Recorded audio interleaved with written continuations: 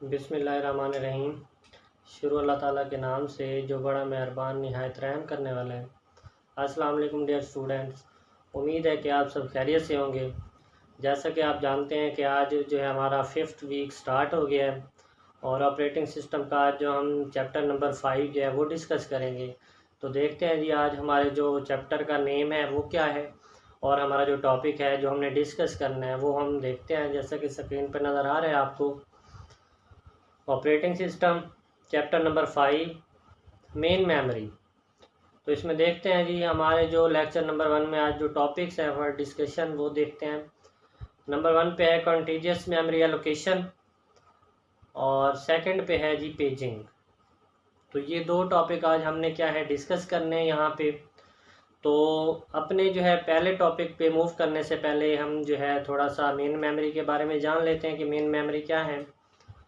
तो देखें जी main memory जो है बेसिकली हमारे पास कंप्यूटर के अंदर दो तरह की मेमोरी होती है। एक प्राइमरी मेमोरी या मेन मेमोरी जिसको हम कहते हैं और दूसरी होती है सेकेंडरी मेमोरी।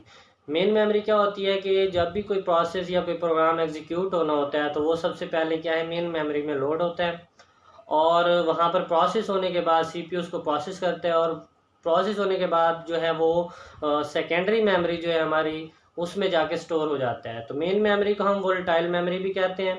वोलेटाइल ऐसी मेमोरी के जिसमें अगर आप कंप्यूटर को शट डाउन कर देंगे तो आपका जो डाटा है या जो प्रोसेस है वो क्या हो जाएगा, लॉस्ट हो जाएगा, ख़त्म हो जाएगा वहाँ से। और जो नॉन वोलेटाइल सेकेंडरी मेमोरी को नॉन वोलेटाइल कहा जाता है कि जो परमानेंट स्टोरेज होती है कि अगर कंप्यूटर को बंद भी कर दिया जाए तो आपका डाटा जो है वहाँ पर स्टोर रहता है। तो देखिए स्क्रीन पे जैसा कि आपको नजर आ रहा है, main memory is where program and data are kept when the processor is actively using them. कि जो आपके प्रोग्राम या प्रोसेसेस होते हैं वो यहाँ पर क्या है लोड होते हैं। When program and data become active they are copied from secondary memory into main memory. के जब आप क्या है कोई प्रोसेस क्या है करना चाहते हैं तो आपका जो डाटा सेकेंडरी स्टोरेज में है वहाँ से ये मेन मेमोरी में आ जाता है। Where the processor and interact with them, यहाँ पर जो प्रोसेसर सीपीयू है उसके साथ क्या है इंटरेक्ट करता है। Main memory is some time called RAM. RAM अब बेसिकली जो है प्राइमरी मेमोरी या आप कह सकते हैं मेन मेमोरी की जो है यहाँ पर एग्जांपल है। RAM stand for random access memory कि जहाँ पर जो है डाटा ने प्रोसेस होना होता है, लोड होना होता है और सीपीयू उसको फर्दर प्रोसेस करता है। तो नेक्स्ट मूव करते हैं हम। Program must be brought from disk into memory and placed within process for it to be run. कि जो है डाटा सेकेंडरी से मेन मेमोरी में रैम में लाया जाता है जहाँ पर इसने क्या है रन होना होता है। Next, main memory and register are only storage CPU can access directly. कि मेन मेमोरी या रजिस्टर वो मेन जगह है जहाँ से सीपीयू ने डाटा को एक्सेस करना होता है डायरेक्टली। तो memory unit only sees a stream of address plus read request. कि जो है मेमोरी जो है ये दो चीज़ें देखती है। जब उसने डाटा रीड रिक्वेस्ट आती है तो एड्रेस देखना होता है उसका और read request are address plus data and write request. तो रीड राइट की जो रिक्वेस्ट है वो एक तो मेमोरी जो है यहाँ पर आइडेंटिफाई करती है और एड्रेसेस। नेक्स्ट देखेंगे, register access is done only in one CPU clock. Main memory can take many cycle causing stall. Cache sets between main memory and CPU register protection of memory required to ensure correct option।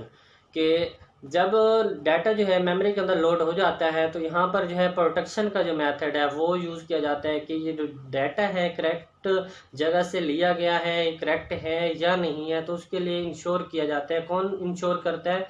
Cache memory जो होती है। तो देखिए next यहाँ पर protection क्या होता है? need to ensure that process can only access those address in address space। कि वही एड्रेसेस जो हैं वो यहाँ पर एक्सेस किए जा रहे हैं जो एड्रेस स्पेस में हैं, जो बेसिकली वहाँ पर स्टोर हैं, या कोई मतलब इनिशियल या अलग साइड से जो है एड्रेस या कोई प्रोसेस तो नहीं आया। तो ये इंश्योर करता है प्रोटेक्शन के अंदर। We can provide this protection by using pair of base and limit register. तो यहाँ पर दो चीज़ें होती हैं, बेस होता है और limit register, defined logical address space of the process. तो यहाँ पर आगे हम मूव करेंगे तो देखेंगे दो तरह के जो है एड्रेस स्पेसेस होती हैं, लॉजिकल एड्रेस स्पेस होती है और फिजिकल एड्रेस स्पेस होती है। तो बेस और लिमिट क्या करते हैं, बेसिकली लॉजिकल एड्रेस जो होता है प्रोसेस का उसको क्या है आइडेंटिफाई करते हैं। CPU must check every memory access generated in user mode to be sure it between base and limit for that user, कि जो प्रोसेस आया है वहाँ पर एग्जीक्यूशन के लिए या रन होने के लिए वो क्या है यूज़र की तरफ से आया है या किसी और तरफ से। तो बेस और लिमिट जो है बेसिकली ये आइडेंटिफाई करवाते हैं।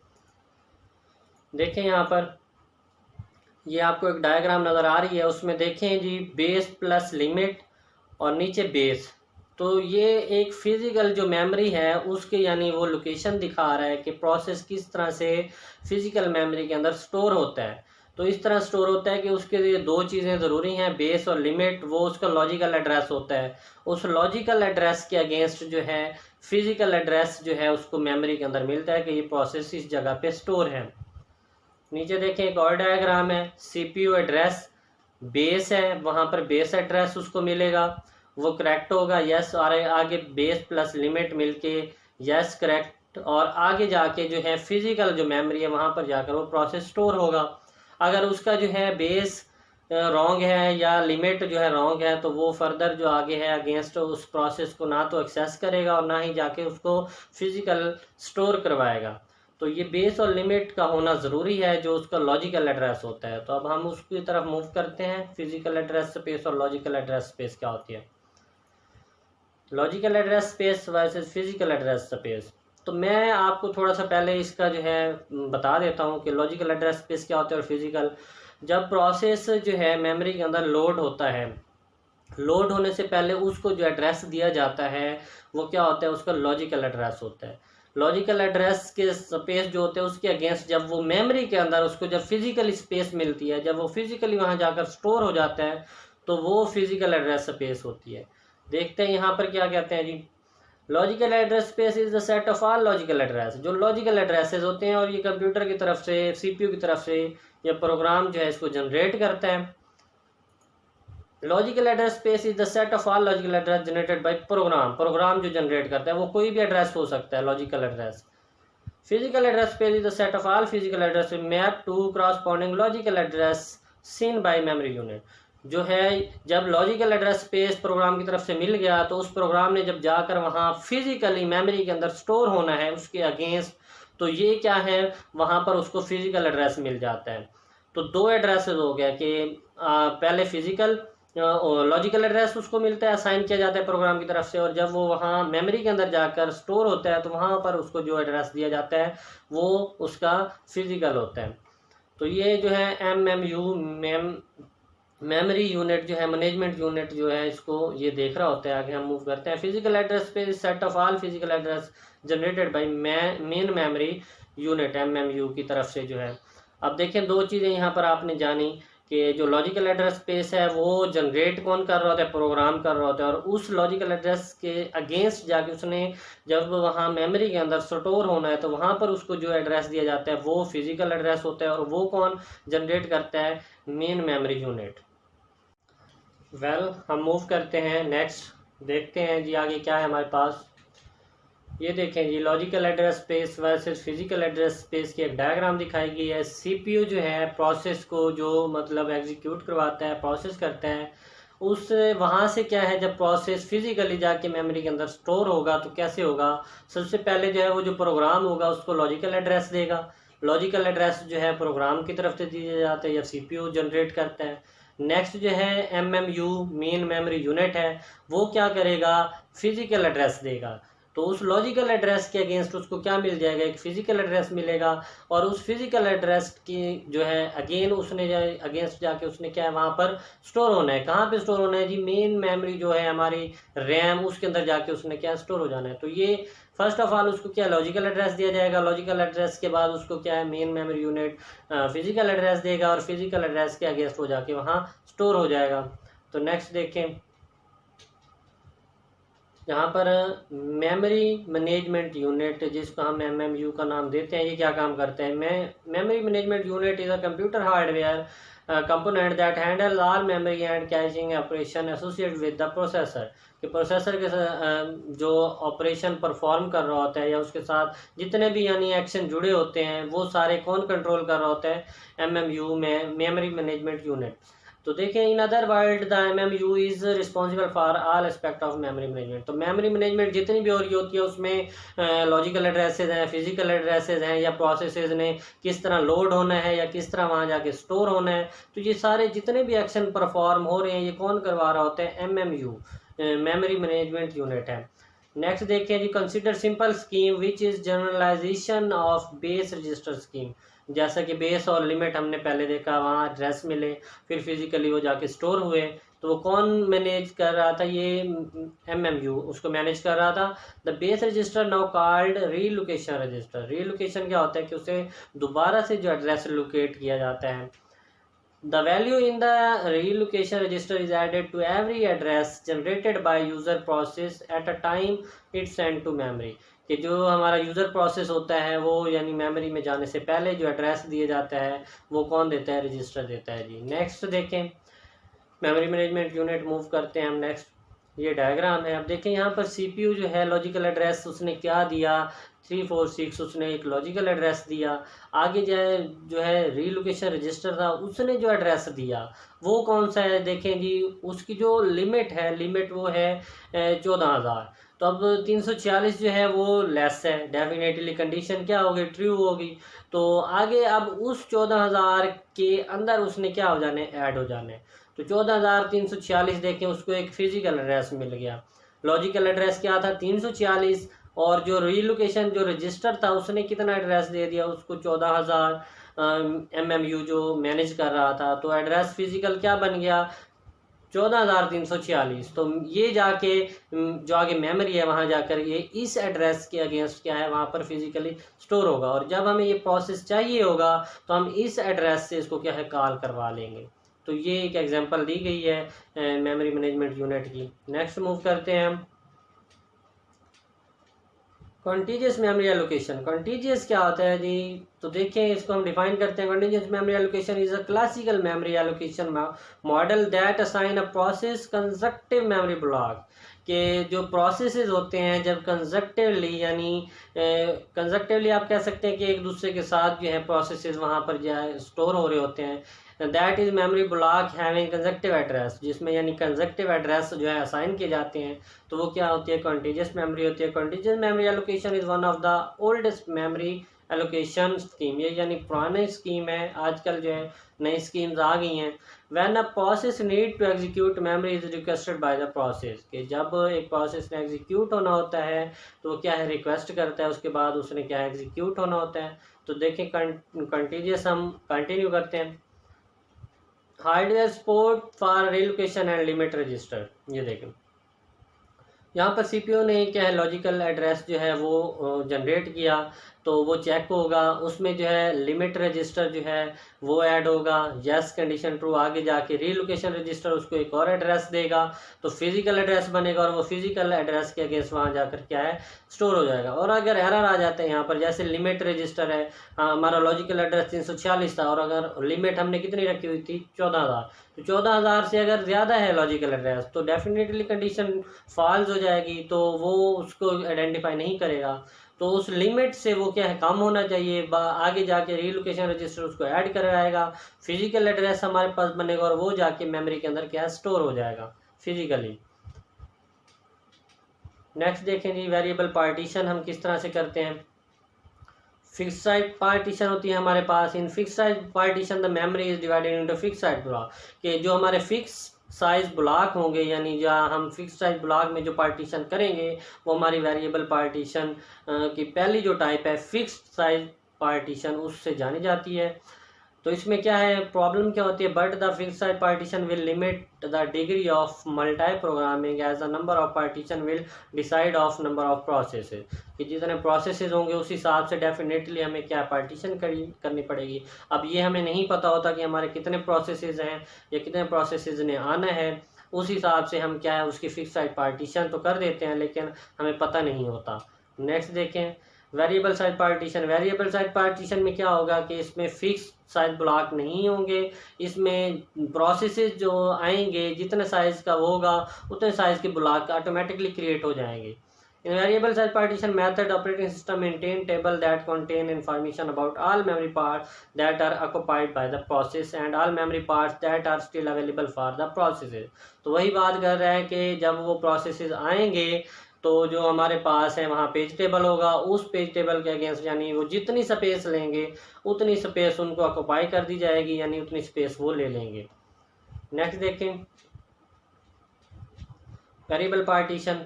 When the process arrive यानी एक प्रोसेस आते है allocated memory from whole large enough to accommodate it, कि वो वहाँ पर जाके जितनी मेमोरी उसको चाहिए वो क्या है वहाँ स्टोर हो जाता है। फिर क्या होता है process existing free partition adjust free partition combine. तो जब वो प्रोसेस वहाँ से चला जाता है ख़त्म हो जाता है तो वो जो जगह फ्री होती है तो वो दूसरी जो दूसरा ब्लॉक होगा उसके साथ वो क्या है वो जुड़ जाएगा और वो एक ही ब्लॉक कंसीडर होगा। Operating system maintain information about allocated partition free partition hole, यानी जो फ्री पड़ी होगी या जो एलोकेटेड है उनको मैनेज कौन कर रहा होता है ऑपरेटिंग सिस्टम मेंटेन कर रहा होता है। ये देखें जी हाई मेमोरी लो मेमोरी ओएस ऑपरेटिंग सिस्टम ऊपर से मैनेज कर रहा है। प्रोसेस 5 प्रोसेस 8 प्रोसेस 2 तीन प्रोसेसेस हैं। अब प्रोसेस 5 आगे देखें वैसे ही स्टोर है, प्रोसेस 8 जो है वो क्या है चला गया रिमूव हो गया, प्रोसेस 2 खड़ा है। तो नेक्स्ट देखिए प्रोसेस 5 और प्रोसेस 8 या प्रोसेस 9, तो प्रोसेस 5 के साथ वो प्रोसेस 9 और वो आगे देखें आपको एक फ्री ब्लॉक नज़र आ रहा है वैसे, और प्रोसेस 2 वैसे नीचे है। तो उसके बाद जो हमारे पास प्रोसेस 5 भी चला गया तो देखें वो जो ब्लॉक है वो खाली हो गया है, प्रोसेस 9 खड़ा है और नीचे जो ब्लॉक पहले फ्री था वो भी वैसे है और प्रोसेस, तो आगे फर्दर जाके ये दोनों कंबाइन हो जाएंगे और ये क्या है फ्री जो स्पेस होगी वो इकट्ठी हो जाएगी और ऑक्युपाई हो जाएगी। तो देखिए ये किस तरह से जो है ओएस मैनेज कर रहा है जो है मेमोरी को, प्रोसेसेस किस तरह से आ रहे हैं और वहाँ किस तरह से स्टोर हो रहे हैं। वेल मूव करते हैं हम नेक्स्ट आगे देखते हैं जी। हमारे पास डायनामिक स्टोरेज एलोकेशन प्रॉब्लम, यानी हमारे पास जो स्टोरेज प्रॉब्लम्स आती हैं किस तरह से यानी वो जो मेमोरी एलोकेट हो रही है वो कौन कौन सी प्रॉब्लम है। How to satisfy request of size n from list of free holes, कि हमारे पास कितने जो है होल्स या कितनी जगह फ्री है और कितने साइज़ के जो है हमारे पास प्रोसेसेस आ रहे हैं। फर्स्ट फिट प्रॉब्लम है उसमें allocate the first hole that is big enough, कि जो पहले ही जो ब्लॉक खाली होता है या फ्री होता है वहाँ जाके वो प्रोसेस क्या है स्टोर हो जाता है। बेस्ट फिट में क्या होता है allocate the smallest hole that is big enough must search entire list, तो जो छोटा सबसे जो ब्लॉक होगा हमारे पास वहाँ जाकर वो प्रोसेस क्या हमारा स्टोर होता है। वर्स्ट फिट में क्या होता है allocate the largest hole must also search entire list, कि वो सर्च करता है और जो लार्जेस्ट होता है वहाँ पर जाके उस ब्लॉक में वो क्या स्टोर होना होता है। Produce the largest leftover hole first fit and best fit better than worst fit, यानी जो फर्स्ट फिट है और बेस्ट फिट है ये दोनों बेटर हैं वर्स्ट फिट से, क्योंकि उसने वहाँ जाके उसको लार्जेस्ट को फाइंड करना होता है और फिर वहाँ एलोकेट करवाना होता है। तो उसमें क्या है एक तो हमारे जो स्पीड है वो स्लो हो जाती है, स्टोरेज यूटिलाइजेशन भी ज़्यादा हो जाती है क्योंकि उसने लार्जेस्ट जो है ब्लॉक उसको फाइंड करना होता है। नेक्स्ट देखें हमारे पास फ्रेगमेंटेशन क्या होती है, ये एक प्रॉब्लम होती है fragmentation. As processes are loaded and removed from memory the free memory space is broken into little pieces, कि जब जो है प्रोसेस लोड होते हैं और रिमूव होते हैं मेमोरी के अंदर तो वहाँ जो स्पेस है वो ब्रोक कर दी जाती है, तोड़ी जाती है छोटे छोटे टुकड़ों में। It happen after some time that process can not allocated to memory block considering their small size and memory block remain unused. तो इसमें होता क्या है कि जब वो छोटे छोटे जो है पीसेज में हो जाते हैं डिवाइड, तो जब एक प्रोसेस आता है तो उसने वहाँ स्टोर होना होता है, तो डेफिनेटली जो छोटा ब्लॉक होगा और प्रोसेस का साइज़ ज़्यादा होगा तो वो वहाँ पर स्टोर नहीं होगा और वो जो ब्लॉक होगा वो वैसे ही अनयूज्ड रहेगा और वो किसी प्रोसेस के लिए अवेलेबल नहीं होगा। This problem is known as fragmentation. तो ये फ्रेगमेंटेशन है, तो मेमोरी के अंदर बहुत ज़्यादा फ्रेगमेंटेशन हो जाती है कि जब वो ब्लॉक बन जाते हैं डिवाइड हो जाते हैं छोटे छोटे ब्लॉक में, तो कोई ऐसा ब्लॉक भी होता है जो स्मॉल साइज़ का होता है और हमारा प्रोसेस जो है वो लार्ज साइज़ का है, तो वो वहाँ पर क्या है स्टोर नहीं होगा और वो जो ब्लॉक है वो वैसे ही अनयूज्ड रहेगा। नेक्स्ट मूव करते हैं फ्रेगमेंटेशन, एक्सटर्नल फ्रेगमेंटेशन होती है, इसमें क्या होता है, total memory space exist to satisfy a request but is not contiguous, कि जो हमारी टोटल स्पेस होती है और ये कंटीजियस नहीं होती है, एक दूसरे के साथ जो जुड़े हुए ब्लॉक नहीं होते, ये एक्सटर्नल फ्रेगमेंटेशन में होता है। इंटरनल फ्रेगमेंटेशन क्या होता है, लोकेटेड मेमोरी में भी slightly larger than requested memory, के जो रिक्वेस्ट की जाती है उससे थोड़ी सी बड़ी होती है। The size different is memory internal partition but not being used, लेकिन वो यूज़ नहीं होगी। तो ये दो तरह की एक्सटर्नल फ्रेगमेंटेशन आई हमारे पास और इंटरनल फ्रेगमेंटेशन। तो देखें, reduce external fragmentation by compaction, compaction के मेथड के ज़रिए हम जो है एक्सटर्नल फ्रेगमेंटेशन को रिमूव करते हैं। और compaction is a process in which free space is collected in a large memory chunk to make some space available for process, कि जो छोटे छोटे हमारे ब्लॉक होते हैं हम उन ब्लॉक को क्या है कंपैक्ट कर देते हैं, इकट्ठा कर देते हैं, कंबाइन करने के बाद वो एक लार्ज ब्लॉक बन जाता है। जब वो लार्ज ब्लॉक, तो वहाँ हम प्रोसेसेस को स्टोर करवा सकते हैं। तो ये एक एक्सटर्नल फ्रेगमेंटेशन रिड्यूस हो गई कंपैक्शन की वजह से। टॉपिक नंबर 1 हमारा दी एंड। टॉपिक 2 जो है आज हमने डिस्कस करना है पेजिंग। पेजिंग क्या होता है basically, paging is a memory management scheme that permit the physical address space of process to be non contiguous, कि जो हमारे पास नॉन कंटीजियस जुड़े हुए ब्लॉक नहीं होते, डेफिनेटली प्रोसेसेस आते हैं, स्टोर होते हैं, जब चले जाते हैं तो वो ब्लॉक खाली हो जाता है, तो वो नॉन कंटीजियस में चला जाता है। तो इसको ख़त्म करने के लिए हमने यहाँ पेजिंग करनी है। Paging avoid external fragmentation, external fragmentation से भी हम बचेंगे, जो हमारे ब्लॉक फ्री अनयूज्ड रहते हैं उनको हमने यूज़ करवाना है। And need for compaction, avoid external fragmentation, इससे हम एक्सटर्नल फ्रेगमेंटेशन अवॉइड हो जाती है। Avoid problem of wearing size memory chunks, जो हमारे जो साइज़ हैं ब्लॉक हैं ऐसे अनयूज्ड रहते हैं और बढ़ते चले जाते हैं, वो भी हमारी प्रॉब्लम यहाँ पर ख़त्म हो जाएगी पेजिंग के ज़रिए। देखें, divide physical memory into fix size block called frame, कि हमने जो है मेमोरी को फिक्स साइज ब्लॉक में डिवाइड कर देना है, जो फ्रेम्स के नाम से जाने जाएंगे। Size power of 2 between 512 bytes and 16 megabyte, तो ये जो है उसका साइज़ बता रहा है। फिजिकल मेमोरी का अगर होगी तो उसको हम 2 की पावर से हम उसको क्या डिवाइड कर देंगे, उसमें हमारे पास क्या है पेज आ जाएंगे। देखें, फिजिकल मेमोरी को जब हमने डिवाइड किया तो हमारे पास फ्रेम्स आए। नेक्स्ट देखें, लॉजिकल मेमोरी, लॉजिकल मेमोरी को जब हम डिवाइड करेंगे into block same size page, दो चीज़ें अब यहाँ पर आपने अपने जो है माइंड में रखनी है कि हमारे पास जो फिजिकल मेमोरी थी उसको हमने जब डिवाइड किया तो हमारे पास फ्रेम्स आ गई, क्या आ गई, फ्रेम्स। और जो लॉजिकल हमारे पास मेमोरी थी उसको जब हमने डिवाइड किया तो वो जो है सेम साइज ब्लॉक में डिवाइड किया, वो हमारे पास क्या आ गया जी, पेज आ गए। तो देखें, keep track of all free frames, सारे जो फ्रेम्स हैं उनका रिकॉर्ड होगा इनके पास, पेजेस के पास। To run program size n page and need find n free frame and load program, तो एन के ज़रिए जो है हम नंबर ऑफ़ जो पेज होंगे, नंबर ऑफ़ जो फ्री फ्रेम्स होंगे, उसके ज़रिए हम इसको क्या है आइडेंटिफाई करेंगे। Setup page table, page table एक हम बनाएंगे। इसके एग्जांपल मैं आपको ऐसे दे देता हूँ कि जैसे हमारे पास बुक होती है, तो बुक के स्टार्ट में हम क्या है एक उसका इंडेक्स बना देते हैं कि पेजेस हम डिवाइड कर लेते हैं कि फ़लाँ पेज पे जो है हमारे पास ये टॉपिक है, इस पेज पे ये टॉपिक है। सेम इसी तरह यहाँ पर क्या है, हमने लॉजिकल मेमोरी के पेजेस क्रिएट कर लेने हैं और जो फिजिकल मेमोरी है उसके हमने फ्रेम्स बना लेने हैं। तो इन दोनों के अगेंस्ट हम क्या है, इनके पेजेस क्रिएट करके वहाँ पर हमने प्रोसेसेस को स्टोर करवाना है। ये देखें, address generated bye CPU divided into page number, P से हम उसको क्या है आइडेंटिफाई करेंगे। और पेज ऑफसेट को हम किससे आइडेंटिफाई करेंगे, डी से। तो ये दो चीज़ें हैं, पी और डी, पेज नंबर हमारे पास आ गए और ऑफसेट हमारे पास जो है वो डी है। Address to define the physical memory address that is sent to memory unit, for given logical address 2M and page size 2M, यानी ये हमारे पास फार्मूला है। अगर हमने पेज नंबर कैलकुलेट करने हैं या पेज फ्रेम्स कैलकुलेट करने हैं तो ये हमारे पास फार्मूला है, जितने साइज़ के वो होंगे वो हम 2 की पावर रेज कर देंगे। नेक्स्ट देखें,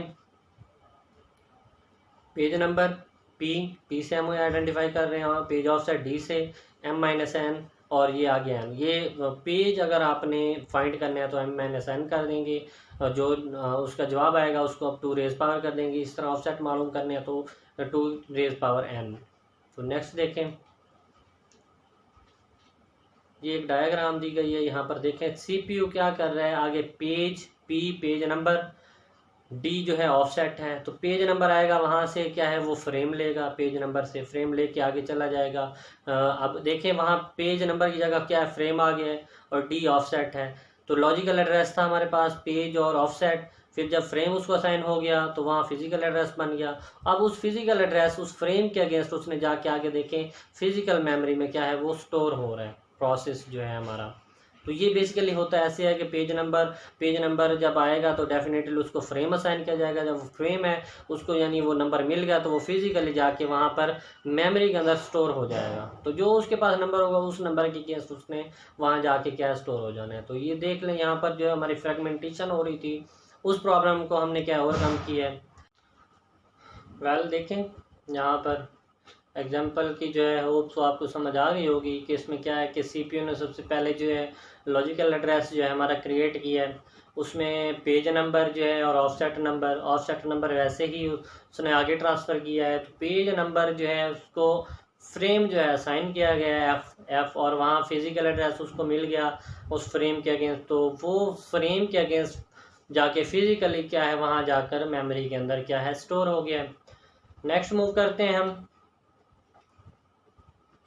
पेजिंग में। ये देखें यहाँ पर हमारे पास पेज 0 है, पेज 1 है, पेज 2 है, पेज 3 है और उसके अगेंस्ट पेज टेबल में देखें उनको फ्रेम जो असाइन किए जा रहे हैं। पेज 0 को जो है 1 फ्रेम दिया जा रहा है, पेज 1 को 4 फ्रेम दिया जा रहा है, पेज 2 को जो है 3 फ्रेम दिया जा रहा है और पेज 3 को 7 फ्रेम दिया जा रहा है। अब ये इन फ्रेम के अगेंस्ट जाके वहाँ मेमोरी के अंदर फिजिकली जो वहाँ पर हमारी डिवाइड की गई है वहाँ जाकर स्टोर होंगे। तो देखें आगे आपको जैसा कि नज़र आ रहा है 0 जो है पेज वो कहाँ पे है 1 के अगेंस्ट है, तो 1 के अगेंस्ट देखो पेज 0 वहाँ पर क्या है स्टोर हो गया है। इस तरह जो हमारा पेज 1 है 4 फ्रेम के अगेंस्ट है, तो वहाँ देखें 4 फ्रेम के अगेंस्ट पेज 1 हमारा स्टोर हुआ है। इस तरह हमारा जो पेज 2 है 3 फ्रेम के अगेंस्ट है, तो वहाँ देखें फ्रेम जो 3 है उसके अगेंस्ट पेज 2 स्टोर किया गया है। उसके बाद देखें जो हमारा पेज नंबर 3 है वो फ्रेम 7 के अगेंस्ट था, तो देखें फ्रेम 7 में क्या है पेज 3 स्टोर किया है। तो इस तरह ये देखें जी जितना जो हम जब पेज नंबर और फ्रेम हम असाइन कर देते हैं तो हमारी जो फ्रेगमेंटेशन प्रॉब्लम है वो रिजॉल्व हो जाती है और जिसको मतलब जो पेज नंबर होगा वो उसको जो हम फ्रेम असाइन करेंगे उस फ्रेम के अगेंस्ट उसने जाके मेमोरी के अंदर स्टोर हो जाना है और जो हमारे जो फ्री ब्लॉक्स होंगे वो वैसे ही हमारे फ्री ही रहेंगे। तो ये जो है हमने क्या है पेजिंग के ज़रिए हमारी जो फ्रेगमेंटेशन प्रॉब्लम थी वो हमने रिजॉल्व की है। नेक्स्ट मूव करते हैं। लेक्चर नंबर 1 हमारा जो है दी एंड हो गया है, तो होप सो आपको समझ आ गई होगी। इसमें फर्दर कोई क्वेश्चन है तो वो आप पूछ सकते हैं और अगर आपको समझ आ गई है तो वेल एंड गुड। नेक्स्ट देखते हैं जी lecture number 1 the end. Thank you, अपना ख्याल रखिएगा, अल्लाह हाफिज़।